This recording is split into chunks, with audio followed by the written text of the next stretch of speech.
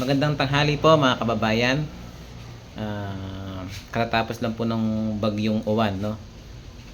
Sunod-sunod po yung bagyo sa atin sa Pilipinas. Pero maraming salamat po sa Panginoon dahil niligtas niya tayo, no?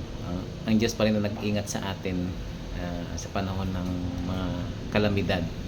Salamat tayo sa Panginoon dahil hindi tayo masyadong naapektuhan. Bagamat merong ilang lugar na nasalanta, pero sa kabuuan sa dinaanan ng bagyong Uwan ay hindi ganun kalakas. Napahina talaga.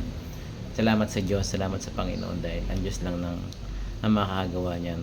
Merong sabi-sabi, kumakalat sa online, no? Sabi daw, isa daw yung Sierra Madre. Ang Sierra Madre ang may dahilan kung bakit yung bagyong Uwan ay humina or hindi masyadong nakasalanta, no, sa dinaanan niyang lugar dito sa Pilipinas. Maaring tama o tama talaga dahil malaking tulong yung Sierra Madre, yung kabundukan na yan, no. Bagamat isang sa dahilan ng Sierra Madre bakit humina yung bagyo, kung ito may totoo, likha pa rin ng Panginoon yan, likha pa rin ng Diyos. Ang Diyos pa rin ang nagliligtas sa atin sa lahat ng kalamidad, sa lahat ng panahon. Ang Diyos pa rin nagliligtas sa atin. Yang Sierra Madre, isa yan sa likha niya. Ginagamit lang ng Diyos yan, yung likha niya, yung Sierra Madre na yan, para protektahan yung mga nasa likod ng Sierra Madre na yan, yung mga probinsya na madadaan ng bagyo. Ganyan ang Panginoon.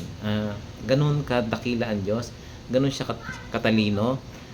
Nilikha niya yung Sierra Madre na yan para sa mga dahil alam ng Diyos na may mga bagyong darating na malalakas, no? Kaya kung dumaan man sa Sierra Madre, ihina na pagdating sa mga lugar na yon ng mga Northern Luzon, no? Kaya kung magpapasalamat lang tayo, wag natin masyadong pumokus tayo sa Sierra Madre o yung bundok na yon.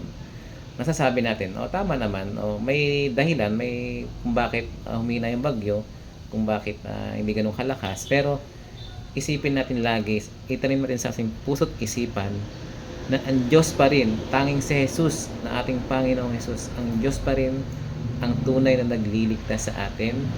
Wala na pong iba, ang Panginoon lang. Dahil yan ay mga likha niya lang, ang Diyos pa rin nagliligtas.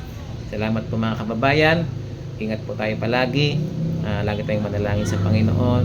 Humingi tayo ng tawad sa Diyos sa mga nagawa nating kasalanan. Magbagong buhay po tayo.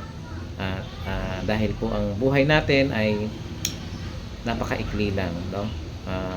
Anumang oras ay pwede tayong kuwanin ng Panginoon. Kaya salamat tayo lagi sa Panginoon. Salamat po.